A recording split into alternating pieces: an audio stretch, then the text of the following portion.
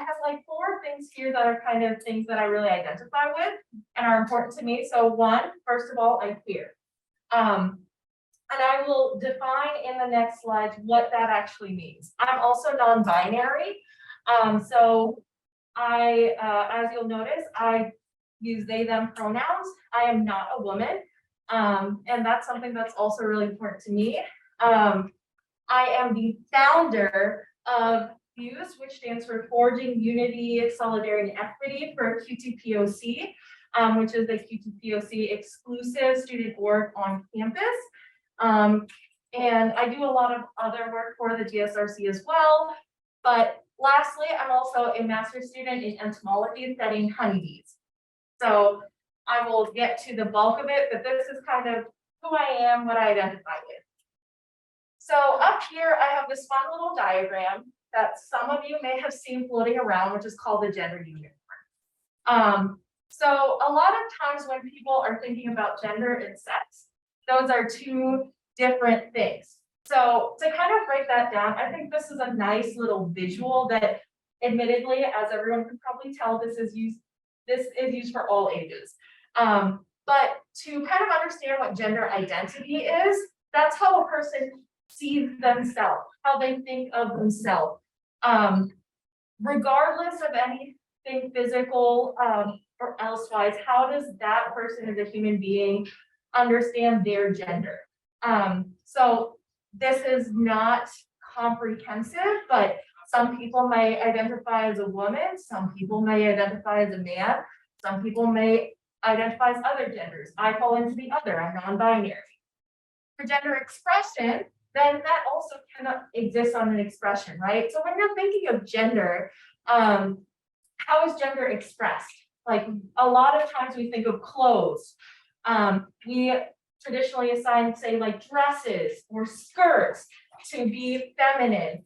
But when you're thinking about gender, why is that? Why do we automatically assume that if someone's wearing a dress, they are perhaps a woman or they're some other gender? It's just a physical item that we've arbitrarily assigned some sort of expression to. So I do present kind of a little towards the feminine side, but kind of masculine side. But for me, like, again, I'm not a woman. I don't think of myself as a woman. And I just kind of feel like my clothes are my clothes. Whatever I wear is what I wear. And it is important to me that I'm comfortable.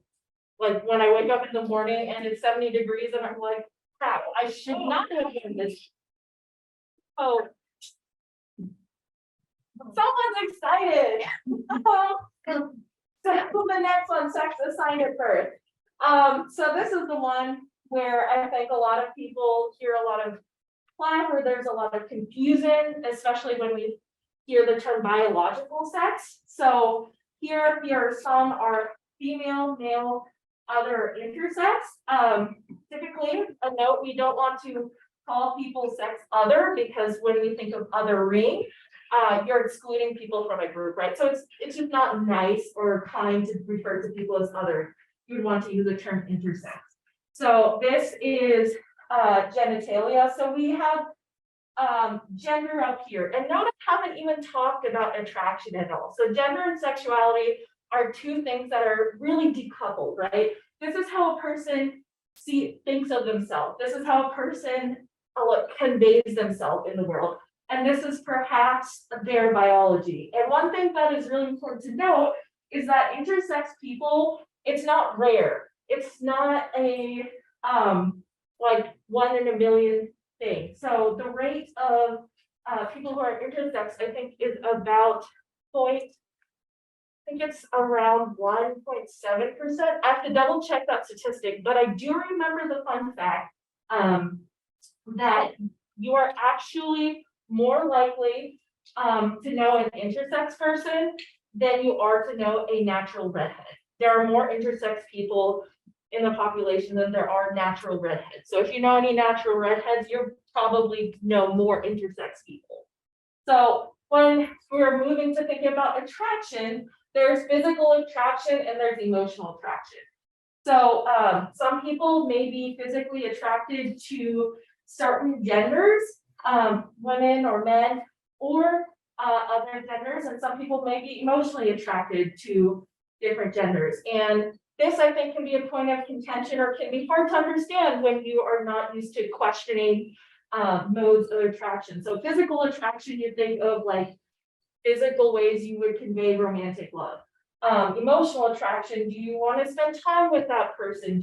Are you really close with them?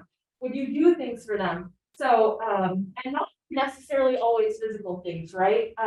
So queerness is also really interesting because we have all these words to kind of understand and examine ourselves when we're thinking about how we relate to others and ourselves, which I think is a really incredible thing.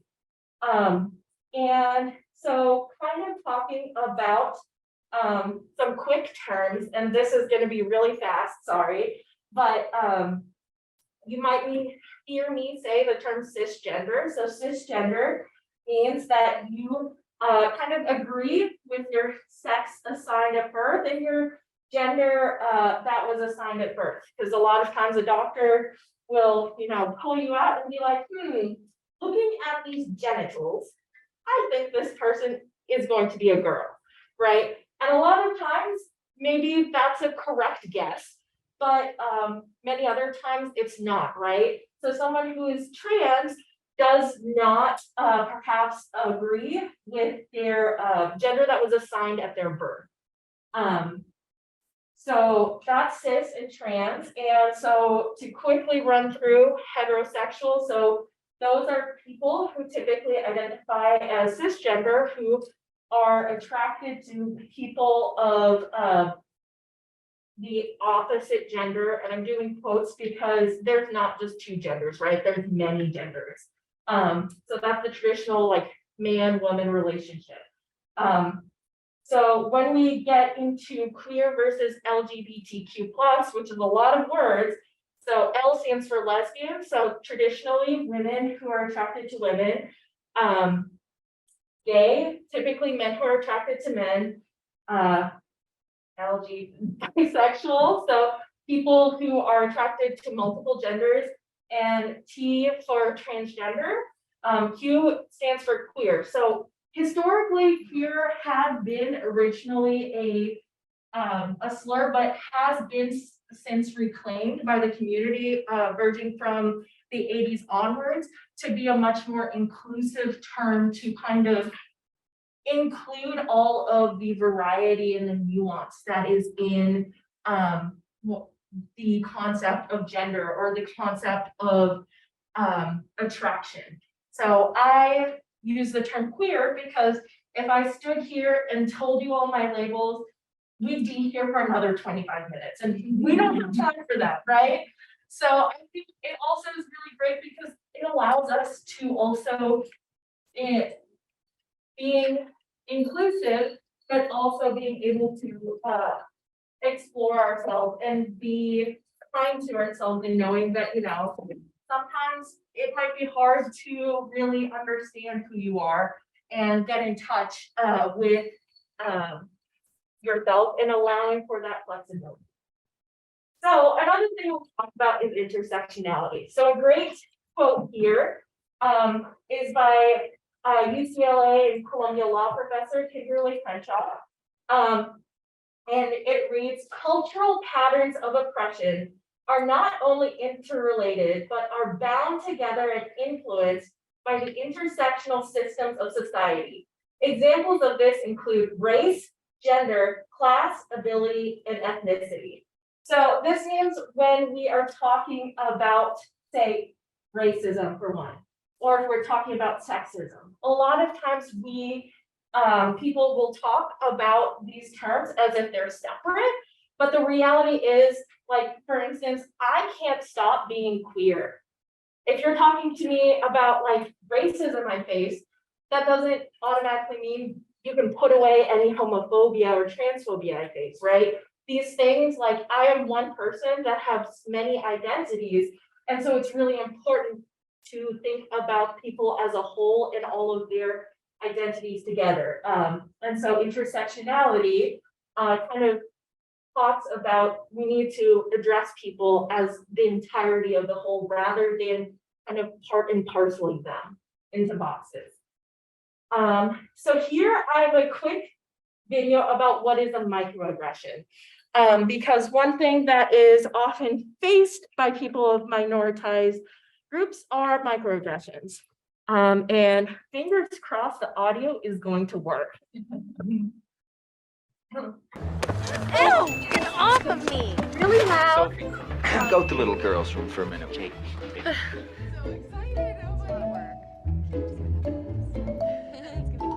There's going to be some things that you're going to be able to get that other people in the office don't get. One of them, gym membership. You want me to lose weight? No, I don't want you to.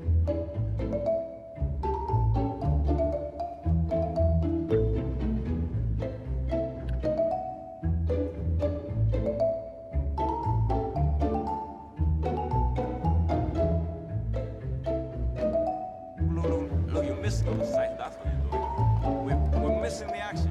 Oye, sabrosura. You wanna have some ice cream with my family? Get lost, greaseball. Microaggressions are along a continuum from being very deliberate and conscious to being outside one's conscious behavior. We identified 3 types of microaggressions. Microassaults, which are very similar to old-fashioned racism. Your kind don't understand English. My kind? The other types of microaggressions are more insidious, hidden, subtle, and the second type is a micro-insult. A couple of color comes into a restaurant to be seated. They're seated in a more undesirable place than a white couple who might be coming in. Did you see any white people in there waiting an hour and 32 minutes for a plate of spaghetti? Huh? And how many cups of coffee did we get? You don't drink coffee, and I didn't want any. Man, that woman in there poured cup after cup to every single white person around us. But did she even ask you if you wanted any? A micro-invalidation assailed their racial identity and self-esteem. Let's say African Americans, they are dangerous and criminal. You see that? What, she's cold. She got colder as soon as she saw us, though. Oh, man, come on, don't stop. Man, look around you, man. You couldn't find a whiter, safer, or better lit part of this city right now.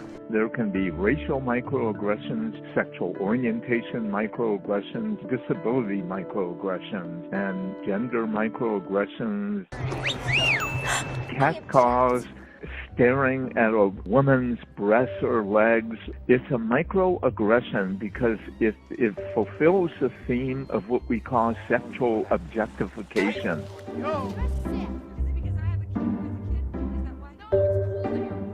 I love the fact that you're a grandmother. Oh, God! You are! You're a hot grandma! Oh, my God! Environmental microaggressions are a hostile and invalidating climate.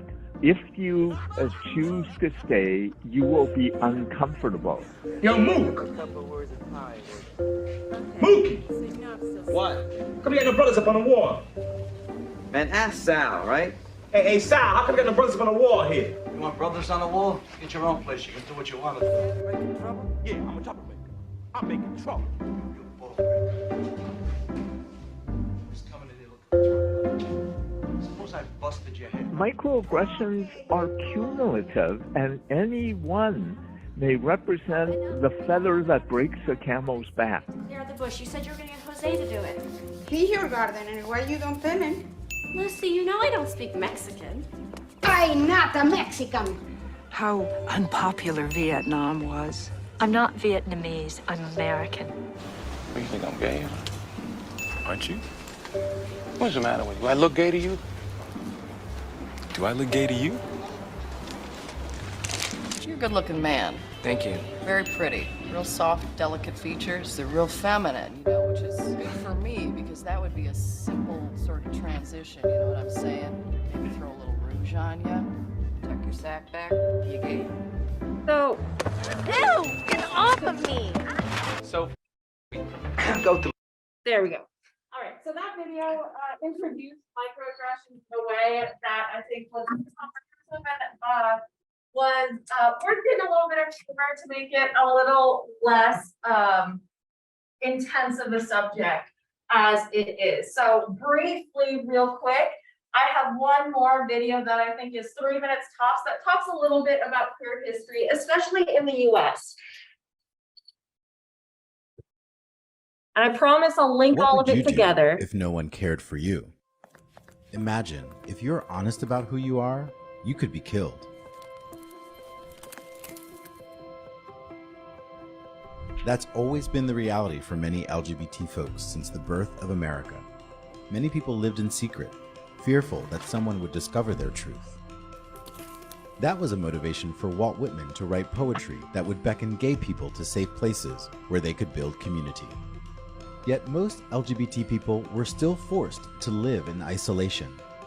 Then Carl Maria Kirkpanig gave us the term homosexual and the power to identify. And writers like Alice Dunbar Nelson showed up. As a biracial, bisexual woman, her courage in the face of prejudice allowed more stories of LGBT people to be told. Like that of the Two-Spirit Zuni Native American Wewa who impressed President Grover Cleveland, but after her truth was fully known, she was villainized. Over time, LGBT people congregated in safe spaces, and we began to see more representation in art, books, and theater. America soon called women to fight, and a contingent of lesbians formed in the Women's Army Corps, which became a place where lesbian women could be themselves. After the war, many women refused to go back to traditional gender norms. All of this paved the way for the homophile era. For the first time, we saw people publicly demanding livable communities and LGBT equality. Later, scientific studies proved that homosexuality was not a psychiatric disorder that needed to be cured, and put an end to the practice of placing LGBT people in mental asylums. While there was a growing restlessness among gender nonconformists, one by one, LGBT folks rose up to defend themselves, rioting in places like donut shops, cafeterias, and bars. Their courage sprung from Magnus Hirschfeld's safe haven for LGBT folks, which inspired Henry Gerber to form the Society for Human Rights. This motivated countless LGBT people to create change and establish more LGBT organizations across America. By the time of Stonewall, it became impossible to ignore the gay liberation movement. Human rights leaders like Harvey Milk unapologetically called for each of us to live fearlessly in the open. His murder and legacy inspired a new generation of civic activists fighting for the civil liberties of the LGBT people. In solidarity, LGBT people of all ages, races, and genders, and their allies, demanded equality for their community at the first National Gay Rights March. Then, AIDS. Commonly called gay cancer, LGBT people with AIDS were denied health care. Many politicians were apathetic. Those afflicted had to harness the will to survive against all odds, while many in America refused to acknowledge this epidemic. People got angry, sparking a movement that encouraged the community to act up. When news revealed that AIDS affected even those who were not homosexuals, policies finally began to shift. By then, an entire generation had already disappeared, erasing many voices that carried our history.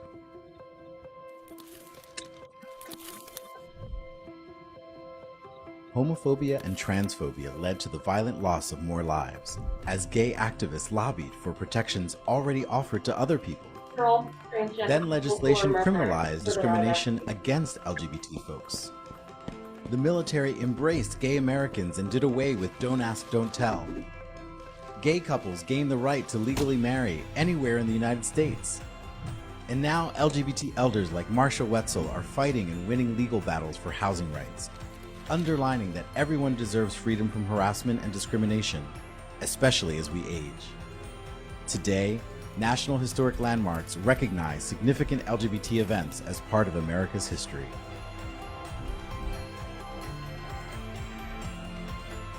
When faced with death and injustice, LGBT people were forced to hide in the closet until the time was right to emerge as visible and vocal activists for equality. Even today, in the face of rising hate crimes, underrepresentation, and denial, LGBT people still struggle for acceptance and equality.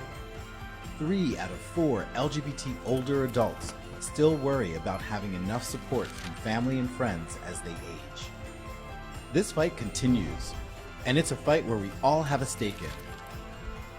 In the guiding words of AARP founder Dr. Ethel Percy Andrus, what we do for all.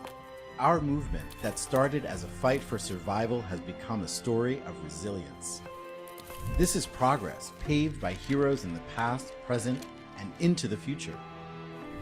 Now more than ever, it's time for all of us to stand up, speak out, and claim care for ourselves, for our LGBT community, and for our future. A living history of the LGBT movement, powered by AARP. Learn more at aarp.org. What would you do if no one... All right, so, I am not sponsored by AARP. I got there. Choose an AARP. Good, quick, short introduction to some of the history. So kind of transitioning and building upon what you just saw and very quickly learned about microaggressions, queerness, queer history, talking about queerness in academia, which is the topic for today.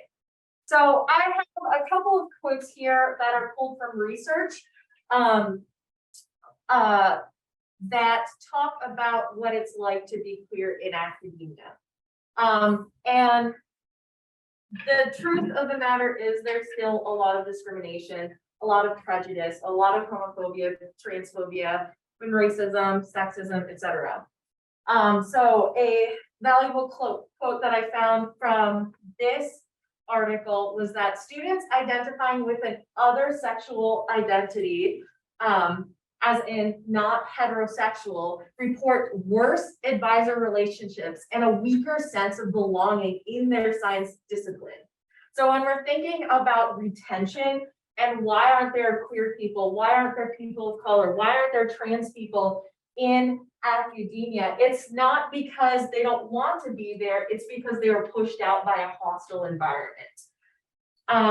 So similarly, 2013 survey of STEM workers found 40% of LGBTQ plus identified respondents working in STEM fields are not out to their colleagues.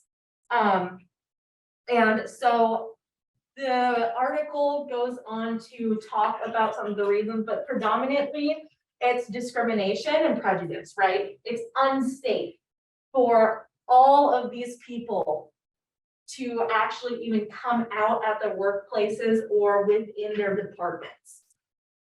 And so there is a campus climate survey that is occasionally conducted, especially on sexual assault and misconduct.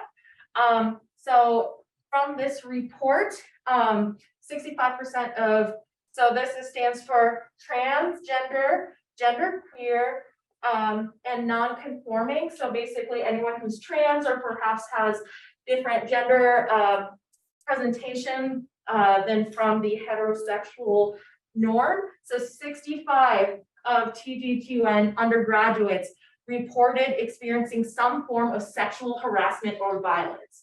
If you could imagine over 2/3 of everyone in this room having been assaulted for being who they are, that's the reality that is faced by transgender students. And I know this is undergraduates, but the reality is this doesn't stop in undergrad, right? So I have this graph real quick. So this, the caption at the top is percent reporting non-consensual sexual contact involving physical force or inability to consent or stop what was happening since enrolling in the school by gender and affiliation. So to translate that, it's essentially percent of persons raped since enrolling by school broken down by gender. So if we're looking at, of course, this is astronomically high. It should not, in my opinion, this should be 0, right? But especially if we're thinking about graduate school, because I believe a lot of us in here are graduate students, trans graduate students are the most likely to be raped of all of these constituents, even more so than women. So I believe the actual percentage was 14.7%. At the end, I do have citations to all of these reports if you are interested in learning more. Similarly, here is just focusing on graduate students now. So this is the percent of graduate or professional students reporting non-consensual sexual contact by physical force or inability to consent since enrolling to school by gender and year for 21 schools that participated in both AAU surveys. So I believe these surveys hold about 19,000 individuals across 21 schools. So of those who were graduate students, how many of them have been raped since starting their graduate degree? One good thing is that those who are trans, it has slightly lowered in the 4 years since the survey in 2015, but the reality is it's still high. These numbers should all be zero. And yet we still see that trans people are being raped during their graduate programs at a much higher rate than are women or men. And that's just not okay, right? The reality is, even if people aren't out, even if people feel safe in their departments, there are reasons why people don't come out. There are reasons why people leave academia. Again, it's not because they think the coursework is too hard. There are other factors that they have to take into account to safeguard their safety and health. So here we have, percent of perpetrators that are faculty, instructors, or research staff by gender and affiliation of victim. So this is of the respondents who reported sexual violence, who is perpetrating the violence. So the green here is graduate or professional trans, gender queer non-conforming. So over 30% of trans graduates are sexually assaulted by, of those trans graduate students who are assaulted, over 30% are perpetrated by their faculty or an instructor in their department. So again, coming back to the reason why people aren't out, it's not safe necessarily. And of course, then this further breaks it down into graduate women, graduate men, and here's undergraduate trans folks. And I may have switched the blues up, but again, I'll have the citations at the end if you wish to look into this further. So of course, that's a really heavy topic. This is really awful. So what are some of the things that we can do, right? And so again, I have a short video that ends on a positive note to kind of think about some at least minor things we can do when you're thinking about misgendering, racism, even small things we might unintentionally do that create a hostile environment. Well, maybe it was an offhand comment and you were unaware that it was hurtful or minimizing, but then a colleague brought the snub to your attention and you realized what you said was in fact a microaggression. How do you acknowledge your mistake? Carlin Purcell is here to help us work through it. And first, Carlin, let's start with an explanation about what a microaggression is. Absolutely. So microaggressions are everyday humiliations and offenses that people from systemically marginalized groups face in their everyday routines with people from all walks of life. And the thing about it is that those comments and those remarks, they often seem a little bit not that harmful, but in reality, the accumulation of those experiences, this is how we get to the macroaggression. Yeah. And what we often find is that it means that there is evidence of the systemically racial unconscious bias present in the everyday interactions. And the interesting thing, T, is that often when it happens, the person who's on the receiving end, they're left with this bag of emotions and feelings with nowhere to put it and no one sometimes to acknowledge it. Right, and that's when it becomes this situation that's just like a piling on, because often there's more than one that can happen in a day or in a lifetime. You can accumulate about thousands of these microaggressions, right? And it's things like, hey, is that your real hair? Or where are you really from? All of these little things that seem very innocuous in the moment, and we sort of internalize them because they repeat the message that you don't really belong. Absolutely. Right? You're not really part of this. The process that we want to talk about now is what should happen when you have been the one to make the microaggression. Yes. So, like, you find out that you have done something or said something or something clicks in you and you're like, oh my gosh, I shouldn't have said that, that was wrong. Now what do I do? So two things happen. So as you mentioned, it happens whether it's through race, sexual orientation, disability, ageism. It can come from any single interaction. And what we have seen happening is that two different lanes or pathways. One is leading with denial, which leads us down to the path of entitlement. And with entitlement, sometimes people really want to hold on to what they say and how they say. Well, I've been saying this for a while, T. It's just a comment about your hair. What's the big deal? These folks, I want to invite them to let's go to the pathway of leading with humility, because humility leads to accountability. Yeah. And call yourself in. Call in that learning opportunity. So now what do? You've done it. You recognize it. What do? First, understand that you will feel a lot of emotion. So take a deep breath.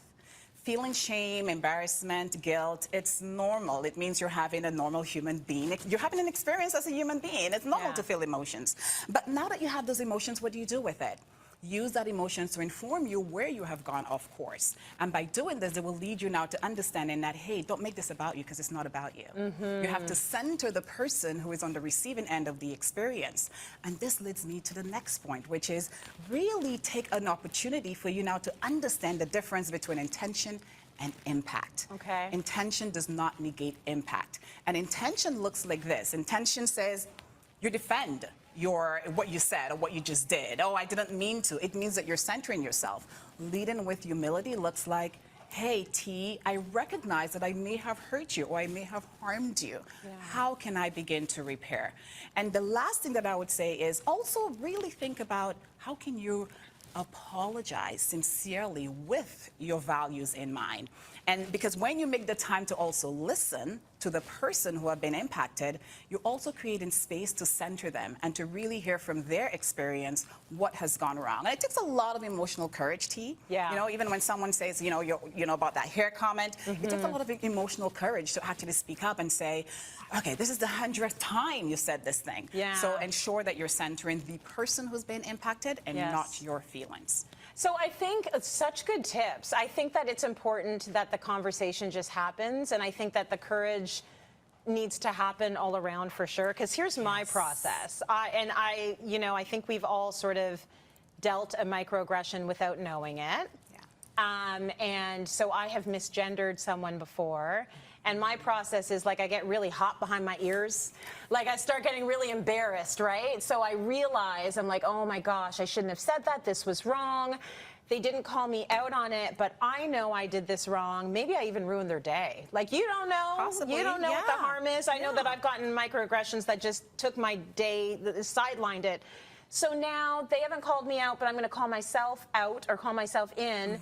Do I go to that person and say, this is what I said. I feel like I might have caused you harm. I'm going to do the work. Or do I just let it go because now I'm causing them more harm by talking about it? I know, and it's such a difficult place to be in. So this is where we get to the last part, which really looks at focusing on repairing the relationship and focusing on the education. So what I would say, T, is I'm very cautious in terms of asking the person because they have been through so many different which is now at the macroaggression level. So what I would say is focus on repairing the relationship. You don't need to bring it up or repeat the apology, but take your cues from the person. If they're inviting you to have a conversation about it, absolutely go down that way. But do not expect them to be the person to educate or to soothe you. They are dealing with enough already. The second part is focusing on education. Learn to do better. It's about practicing, and it's about sharing with your community so that you now spread that lesson, so then we lessen the impact so that we don't repeat that again, and we really work towards creating a better future. And most importantly, doing better, I would suggest to grab Rachel Ricketts' book. It calls Do Better. Yeah. And you can start don't there. It's a good one. Okay, so I'm going to call my vulnerability friend. I T, have not you read there? this book. Let's talk about microaggressions. Lord knows you've had a few hurled at you. What's your process? Honestly, this is like microaggressions is a lot of the reasons why a lot of people want to stay home during the pandemics. They don't want to go back to work because they have to deal with a lot of microaggressions. My process is you. Hi, friend. Hi. If it happens here at work, I just go into the makeup room and I vent to you, and it makes me feel so much better. It works. People have to understand that you need someone to speak to about it. So if you find that person at work who relates to you and you can just let it out, because if you hold it in and you keep it in, you internalize it, you get angrier and angrier and angrier. Whereas if you just discuss it, you let it loose, let it go, and it doesn't have to be solved. Yeah. You just want to just talk about it, because sometimes you will feel like you are going insane and you think that you're imagining these things, but you're not imagining these things. It's so comforting for someone to say, no, that was a microaggression, and I've gone through this, and this has happened to me, and makes you feel so much better, and you're like, okay, we've discussed it, and now I can put it to bed. That's right. Very validating. You need someone to Yes. validate it, and you do that for me. So thank you for that, and thank you, Car. Good conversation. Keep it. Okay, so again, I have not read the book. Maybe it's great. I don't know. So yeah, that brings up a great point. Like, I think this video was like a great place in terms of really encouraging people to come to it at a sense of humility. I really like that statement, right? Instead of making it about you and apologizing profusely or making a big deal out of it, really inviting yourself to take a step back and thinking about how you can do better in the future, right? Because these things, microaggressions, really hurt, right? I know for me, sometimes I end up like not going to class or not going to the grocery store to get food, because I'm like, if I go to class, I know there's this one person here who's going to misgender me. And there's times where that takes off my depression and other related illnesses so much so that I can't do anything that I need to do. Right? So these take a toll. And when you recognize that you've maybe accidentally done these things, to make sure you're acknowledging that and working on being better and leading with that humility. And let's see. Oh, I think I'm a little too far for my clicker. Or my battery's dead. Well, maybe it wasn't. Okay, so battery's not dead because the laser works. But so this image is actually pulled from Alexander et al. Increasing Inclusion and Competency in STEM. And I specifically wanted to point this resource out and this image out because Nathan Alexander is a student here in NRES. And many of the co-authors include other people here at the university, including the previous director of the Gender and Sexuality Resource Center. So I cut the caption just for clarity because it was a little long. This is kind of an image showing what kind of factors impact retention in STEM. So to walk you through it a little bit. So as you have a lot of historic discrimination, there's a lot of baggage, a lot of history. That can lead to kind of like, we've always done it this way, so we'll continue to do it this way, right? No one questions the system. So you have in place then structural and systemic barriers, as well as social and societal barriers that just by this presence are increased, right? And so as you have that happen, then of course, if you have these barriers, social, societal, structural, systemic, people who are queer in STEM, obviously not going to have a great time, right? And similarly, like I said, like sometimes my house because I'm like, I can't deal with someone misgendering me, or I can't deal with other things in my life. That affects my quality of life, right? That absolutely has an impact on my health, on my well-being. So that can then affect retention in STEM. So if you have all of these increasing with a, horrible experience in STEM and having a bad time in just your time outside of work, outside of graduate school, again, it's not necessarily that these people can't do the work. It's not that we're lazy or this work is too hard. There are other things at play here, right? So how do we combat that? So instead, reducing these barriers and having ethical and affirming research on queer identities can increase that retention, right? Basically combating these systems that have been in place to make sure that there's a better future and that the people who are here are being supported. So, I'm doing great on time for having started 15 minutes late. So for some additional information, here's my wrap up.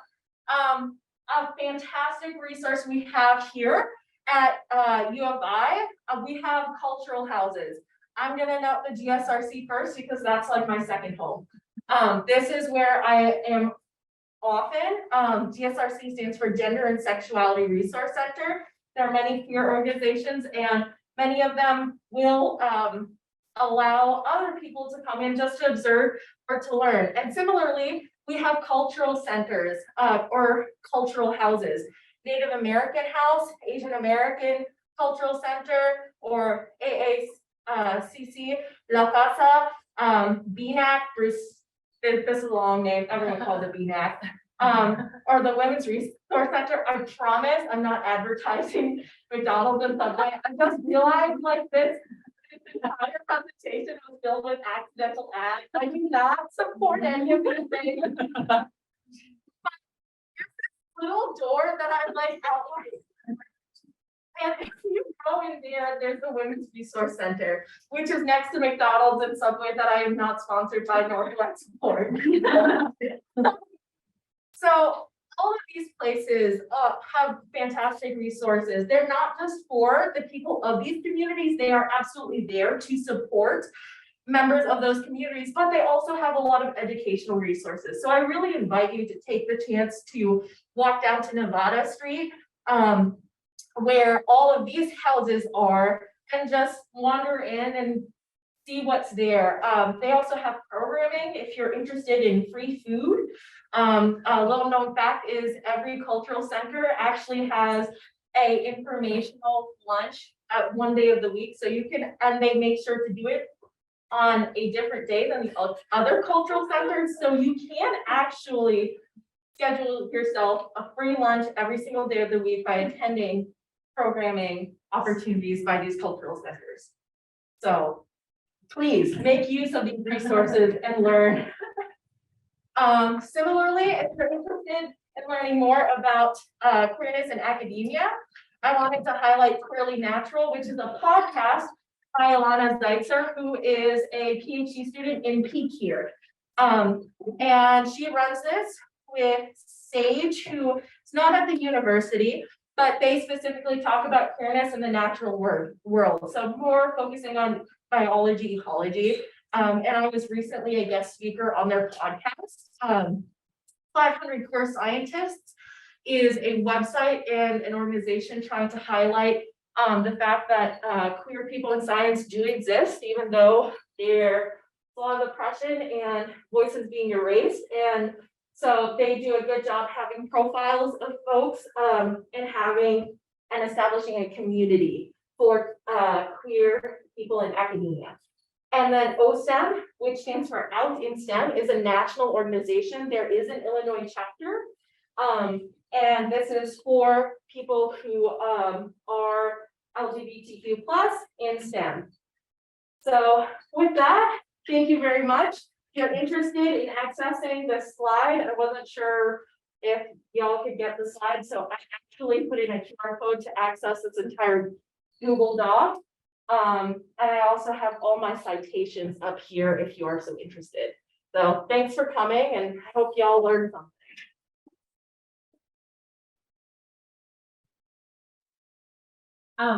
Thank you so much. Yeah, I'm just gonna put up the QR code, but we will also send the slides out to everyone that registered. So if you didn't register, let us know and we'll make sure to add your email. And then I'll put up the QR code for where are you connected? Here. For Yeah. the Slido, Sorry. for the questions. Yeah, for the survey. Is that the Oh, same? no, it's not. Okay. So, How about let's have the questions first? Sounds good. So if you have questions, this is our form of moderation, and I know like sometimes I type better, but I can ask me a question. So in this QR code, you can type your questions and I'll see them on my end. Thanks. Yeah, and you can also upvote questions. So if you have the same question as someone, yeah, it's nice.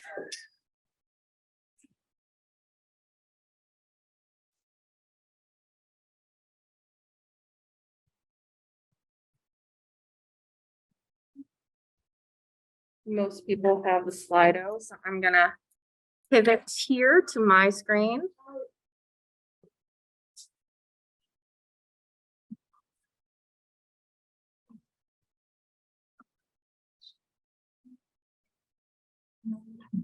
I'm gonna like the test question. Good job, someone who tested it.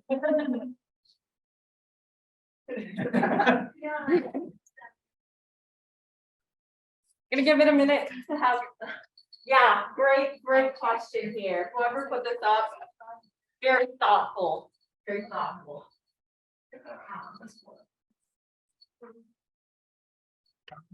That's a let's ask. What? You would get a test. You was Being really considerate.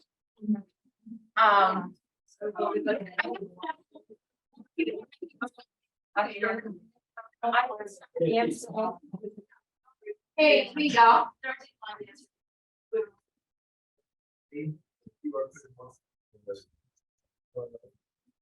Yes, I can.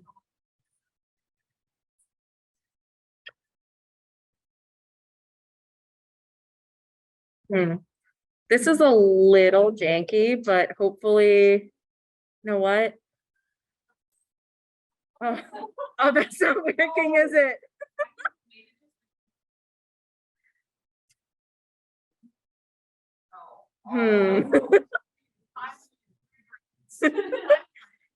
Okay, hold on. I can read things that are small. It'll be great. It'll be fine. Control negative makes it. Oh, haha. Oh. Oh, this needs to get out of the way. Bye. All right. So while people are adding in more questions, I will answer this first one here. How would you process the feelings after being through microaggression? That's actually a great question. And I think a great example is like even today when I was being interviewed, right? I was misgendered, and that's always really hard. For me, I usually what I end up doing is I end up going and talking to my therapist. I need to see a mental health professional to really go through the emotional and physical symptoms I have after going through these difficult processes that invalidate my existence, right? So that's my answer. Therapy has been very useful for me, especially since it's such a difficult position to be in and does affect my overall well-being and health. So I find it critical to have access to a mental a healthcare professional to help.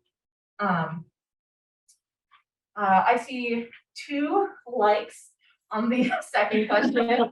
So how can one handle situations when the microaggressions are not due to bias because of ignorance? It's also a good question. I think in those times, I feel like a lot of times I can usually tell when someone's ignorant or maybe just doesn't understand what they're doing is really hurtful. And that's when I usually try to have a conversation with the person and kind of point out a lot of times, like if someone misgenders me, like I might take them to the side and say, hey, this is not okay, I'm not a woman, my pronouns are they, them. And it's important to me for you to recognize who I am. If it's perhaps like on race, I very regularly get asked where I'm from. I like kind of always steal myself and I'd say Columbus, Ohio. Because Columbus, Ohio is not a great place to be from anyways, but if someone's like, okay, where are you really from? This fortunately doesn't happen to me as often, but at that point, usually I can recognize that that person is trying to be argumentative or trying to actively other me, right? A lot of times in these situations, you can kind of figure it out. And so that's when I'm usually on the defensive and I'll look them dead in the eye and say, well, I grew up in Massachusetts. They want to push it from there. That's on them. But when it's due to ignorance or perhaps like not as much knowledge, I can tell that the person would be receptive. I will generally try to reach out to them and kind of help inform them. Because I think like it hurts, and usually like I'll only do so when I am comfortable doing so and in a good place to do so. But when I can, I try to reach out to that person. And so that's what I do. Of course, like I don't have all the answers. Next question is, what is something you wish more people would do to be an ally for the LGBT community? Ooh, that's a good question. It's like a lot of things. It's like a lot of things. Oh wow, there's a lot of questions. Nice job, one.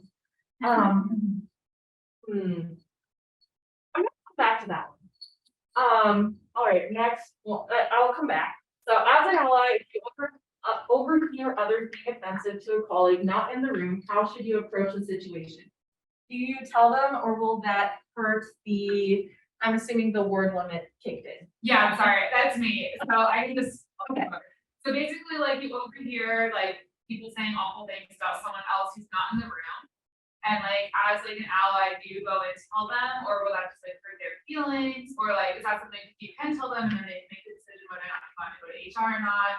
But like, how do you like handle that situation? Or would you also step in to correct those colleagues like for the other person? I think especially if the other person is out of the room, then it is important to like tell the people like, hey, you know, you're being really hurtful, or that's actually like really mean or disrespectful, to know that that behavior is not okay, right? Because a lot of times when we're thinking of these societal barriers to inclusion, the fact that like, I forget the exact MLK quote, but it was something along the lines of like silence, or like silence is the same as oppression, right? So if you're not saying anything, you're still taking the side of not doing anything and perpetrating the violence. So I think it's always really important to be able to call them out in a way if you feel safe, of course, but especially if you think you're able to tell them like this is disrespectful or this is rude, then they know that at least that behavior is not allowed in that space and you don't condone it, right? So that would be my response to that. Honestly, that is actually something I would wish more people would do. I'm always really grateful when other people correct someone who misgenders me so that it's not my burden, right?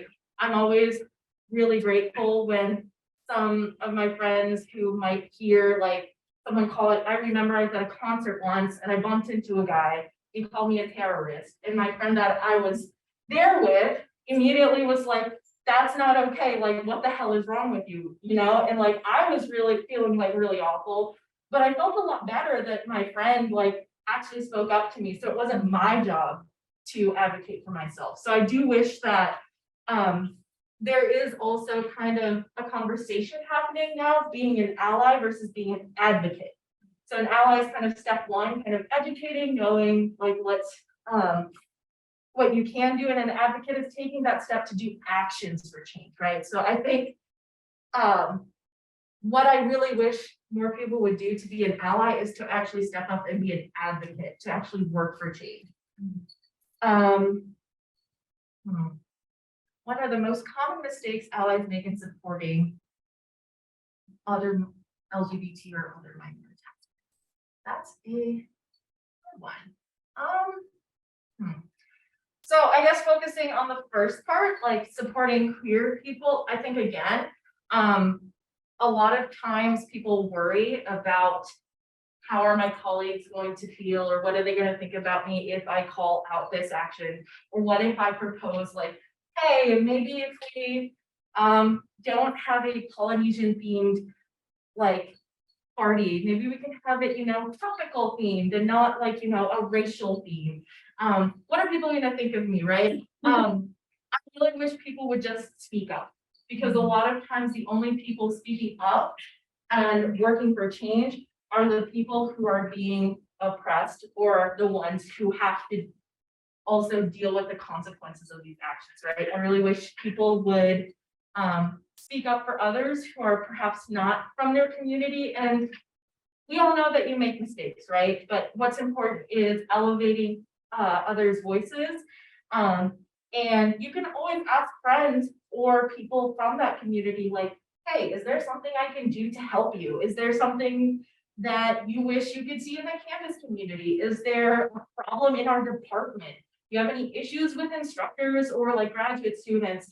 There's something I can do, right? Building those personal connections and coming from a place of kindness and humility, again, can really help foster better, better environments for everyone involved, right? Even if they're not queer, they're not white, regardless of who they are. So I think I got those two. Oh, more questions. Very nice. Let's see.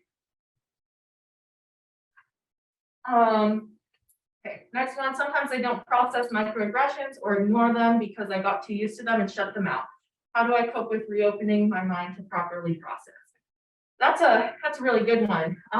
In therapy, my therapist told me that's desensitization or minimization, which is a stress response, right? You're in a really difficult situation that really affects you physically and mentally. And it makes sense. So a lot of times if something is really upsetting to me, then I will take a step away from the situation. I might like go home and I'll like do something to relax. And then when I feel safe and comfortable, then I'll think back and reflect and try to process the situation. And also in therapy, highly recommend that. So, and for me, I've been in therapy for almost 10 years now, because I've been dealing with a lot of stressors, and I will probably be in therapy for the rest of my life, which is the unfortunate reality. And so I've really had to work very hard on being able to process these things and not immediately desensitizing or dissociating, feeling like kind of that out of body experience. So it's a lot of hard work, I think. But first is most important is making sure you're safe. Don't process things until you're safe, because if you're in the moment trying to process, and that's not going to end well, because there's too many factors, right? You have to focus on your own safety and well-being first, and then when you are safe and okay, then you can start to process these things. Last question. I have a new group member who's identified as queer. Would they want to be asked to talk more about their gender orientation, or not at all? I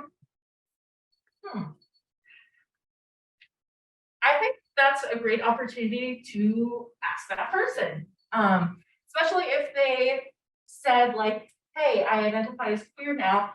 That might honestly be them trying to initiate a conversation. So I would probably find them one-on-one at some point and be like, hey, like, I'm really happy for you. Is there anything I can do to support you? Or like, you want to talk about this experience? To make it, again, coming to that experience with humility and trying to support your colleague rather than being like, I'm being a great ally, right? Just knowing that, you know, like that's a really big, important thing that they shared with you, that they trusted you with. And perhaps they do want you to take part in it. And one thing you could do is reach out to them instead of them having to reach out to you, right? Kind of moving from that ally to the advocate and making sure you're supporting them the way they want to be supported. Maybe they'll say no, and that's okay. And you can just leave it as like, that's great too. If there's anything I could do, then I'm happy to support you. And I think that's everything.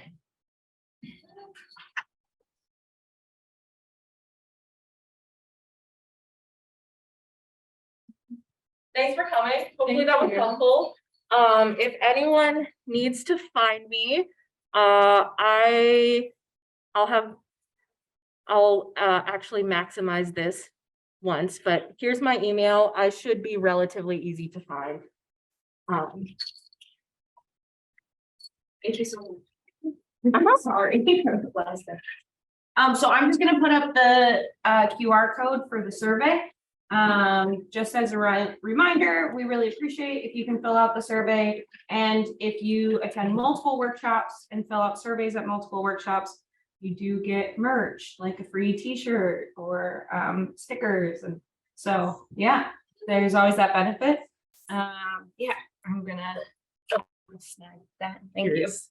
That I appreciate that. and I will try making this less of a death trap for myself and everyone else involved. Oh, no, you're totally fine. So here's that. And then